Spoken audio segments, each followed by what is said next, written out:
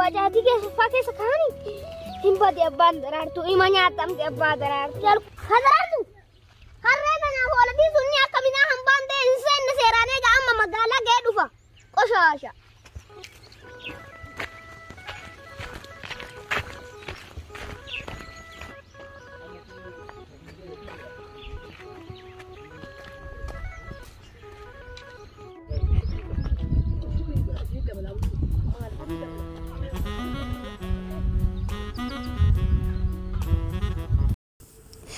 Obboleewwan koo akkam jirtu naguma keessanii nagaa kee galata waaqayyo arrammoo dhugaa dubbachuuf hedduu waan nama gaddisiisu waan baay'ee nama zaansansiisudha. Akkuma beektan ijoollee kana YouTube irratti illee ta'ee TikTok irratti illee ta'ee warreen beektanii diraamaa hojjechuudhaan baay'ee kan nama bohaarsanii fi wantoota adda addaa kan hojjetan dhugaa dubbachuuf ijoollee ol guddattuu tana. Akkuma argitanii ijoolleen kun baay'ee tokko nama bohaarsaa turanii channel isaaniitti illee guddifatanii baay'ee bakka dhugaa dubbachuuf namoota hedduutu hordofa waan nama kufachiisu kan hojjetanii Haadha Daraartuu fi Abbaa Daraartuu jedhanii obboleechi guddaan irra hin jira yaa'u akkasumatti naannoo baatii 3 guutanii jiru inni dhaman jedhanii ingirii dhugaa dubbachuuf seerri biyya keenya daimaa ammaa kana yookiin immoo isaan illee hidhuu dhiisuu danda'a gin drama fi wantoota nama bohaarsanidha kan hojjetanii dhugaa dubbachuuf hedduu nama gaddisiisa waaqayyoon isaan faana ta'uu isaan bira jiraatu egaa baay'ee tokko nama gaddisiisa jechuudha dhugaa dubbachuuf dhaloonni du'umsuu dhaloota xixiqqoo kana guddisuu malee akkanatti karaatti hambisuu kaayyoo isaan qaban karaatti hambisuu maaltu fide jechuu kiyya.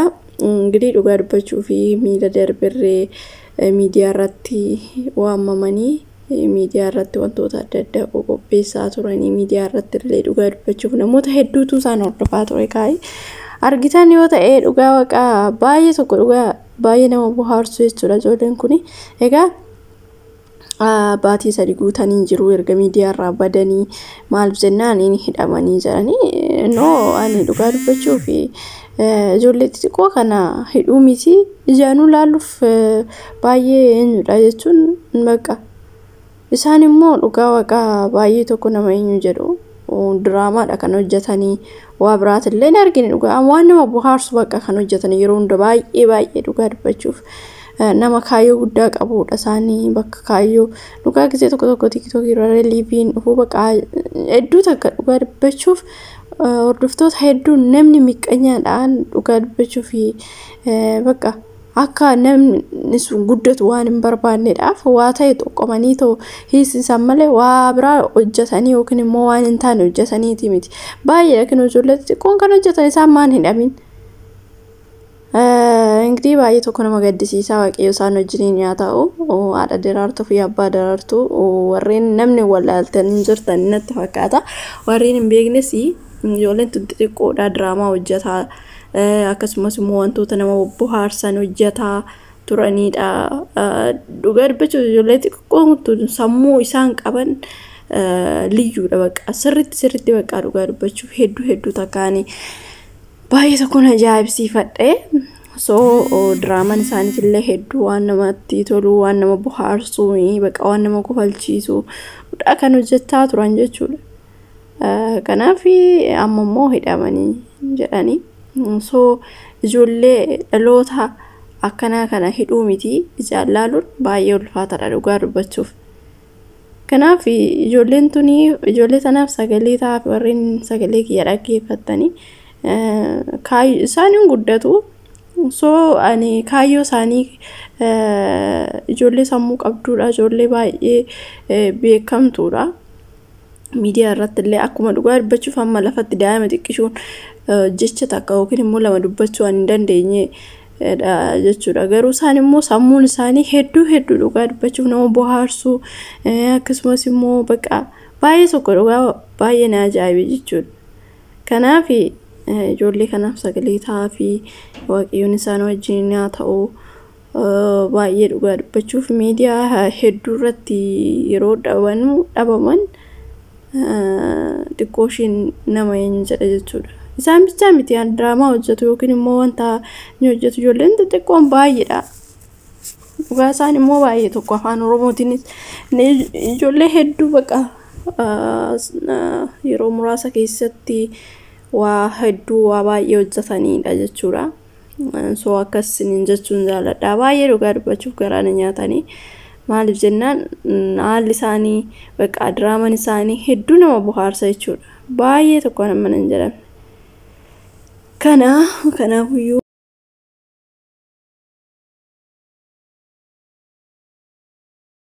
ashama harka fuunii hordoftoota kabajamtoota channel YouTube Askaalet jalatti argamtanii jirtu. Ani jira nagaa kiyya galata waaqayyoo warreen YouTube kiyya faaraa taatan subscribe share like gochuun dagatinaa warreen maatii kiyya taatan immoo share gochuun dagatinaa siniin jedha asumarraa na jajjabeessaa siniin jechuun jaalladha. So kanatti aansee maal jechuun barbaade haadha daraartuu fi abbaa daraartuutiif sagalee ta'aa fi siniin jechuu dhufeetan jira. So isaarratti maalan dubbachuu barbaade seetanii dhugaa dubbachuu fi ijoolleen kun baay'ee kaayyoo guddaa nama qabuudha.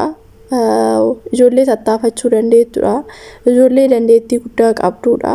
Yeroo waggaa tokko hin caalu jechuudha erga hojjechuu qabanii garuu immoo baay'ee tokko dandeettii qabu. Namoonni hedduun irrii jajjabeessaa turanii yeroo muraasa keessatti fooloorree karaa TikTokiitiin fooloo naannoo 100 fi 200 waan ta'e galaniitii jiru. Akkasuma namoota hedduun jajjabeessaa turan jechuudha.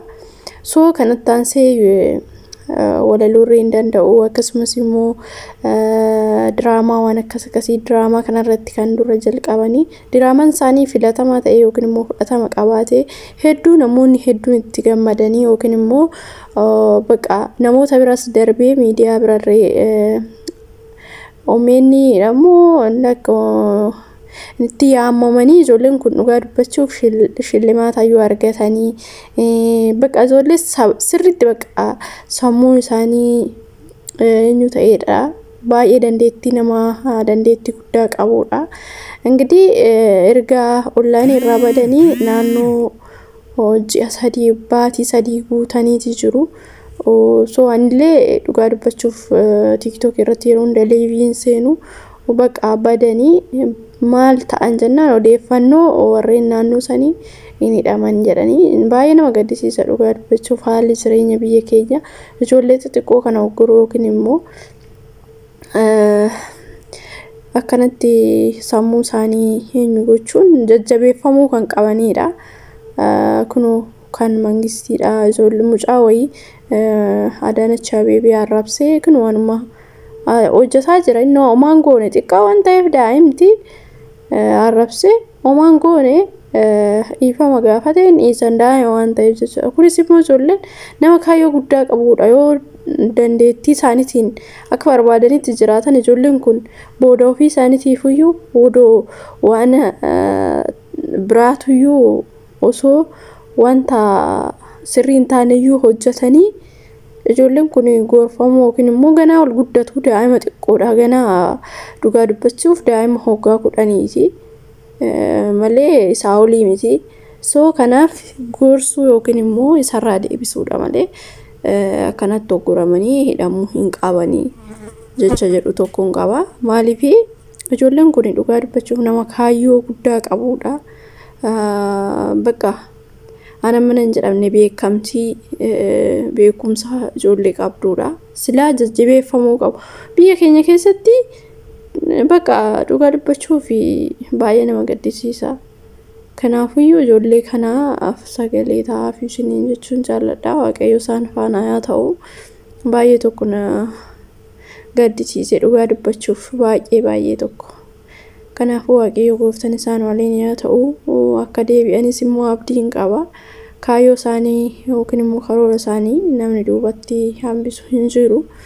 Kunoo yeroodhaaf amma guutanii nama gaafa turree dhabuu danda'u. Akkasumas nama sagalee ta'uu irree dhabanii too hanga ammaa turuu danda'u. So kanatti aansee dhugaa dubbachuuf ana baay'ee tokko natti dhaga'ame maaliif jennaan ijoollee ganaatti xiqqoodha odoo caccabaallee ta'ee waan badaa hojjetanii soo akkas oggoraan kun yookiin immoo hidhuun waanuma jiru garuu immoo ijoollee xiqqoo kana hin jajjabeessu malee waan akkanaa irratti raawwatan yookiin immoo hidhaa miti jaalaaluun baay'ee ulfaataadha ijoollee ganaa ol guddattu daa'ima xiqqoo ganaa guddattuudha ganaa waa baay'ee bartuudha kanaaf waan akkanaa kun irratti raawwatamu baay'ee tokko nama gaddisiisa jechuudha. Innaa kana isiniin jedha obboloota kooyee akkuma amantaa keessanitti kadhannaa keessanii yaada